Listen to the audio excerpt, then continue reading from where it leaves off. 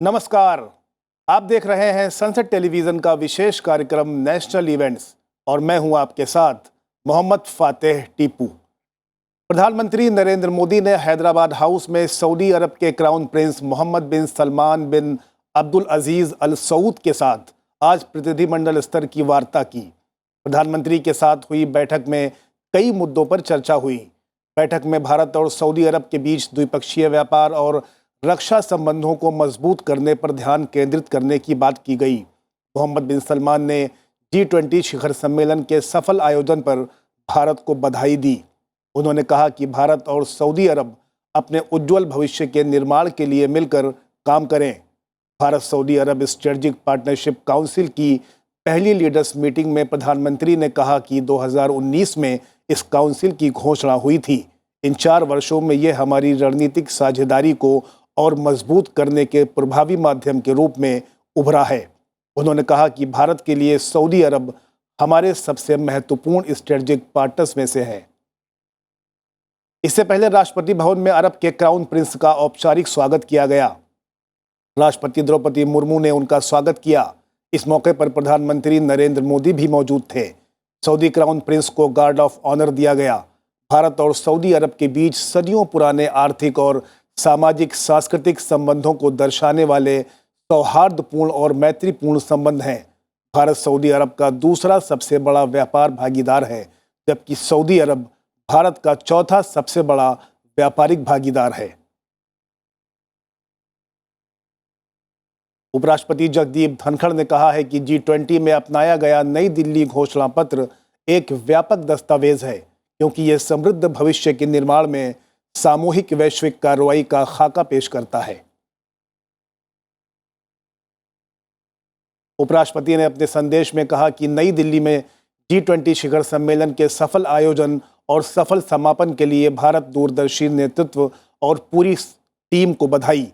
उन्होंने कहा कि हमारी सभ्यता के लोकाचार से प्रेरित इस ऐतिहासिक शिखर सम्मेलन को मानवता के सामने मौजूद आम समस्याओं के समाधान की तत्काल आवश्यकता पर विश्व नेताओं के बीच आम सहमति बनाने के लिए हमेशा याद किया जाएगा।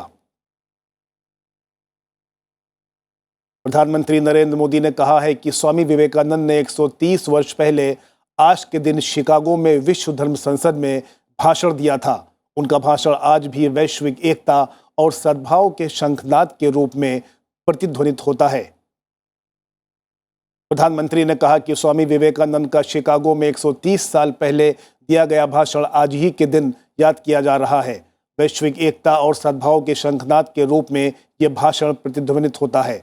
मानवता के व्यापक भाईचारे पर जोर देते हुए उनका कालातीत संदेश हमारे लिए एक मार्गदर्शक प्रकाश स्तंभ है।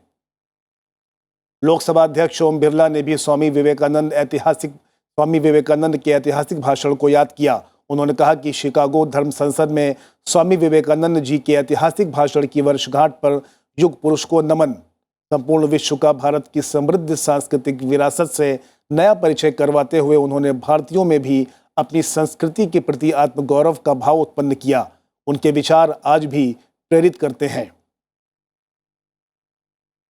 महान विचारक, चिंतक और भूदान आंदोलन के प्रणेता विनोबा भावे की आज जयंती है।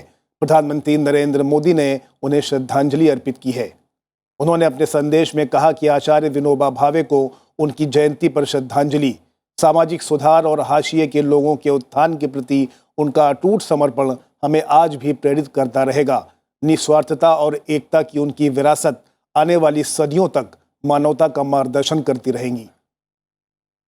लोकसभा अध्यक्ष ओम बिरला ने कहा कि महान विचारक, चिंतक और भूदान आंदोलन के प्रणेता भारत रत्न विनोबा भावे जी की जयंती पर पुण्य स्मरण, भूमिहीन किसानों और वंचित वर्ग के प्रति सामाजिक भेदभाव व शोषण का उन्होंने मुखर होकर विरोध किया।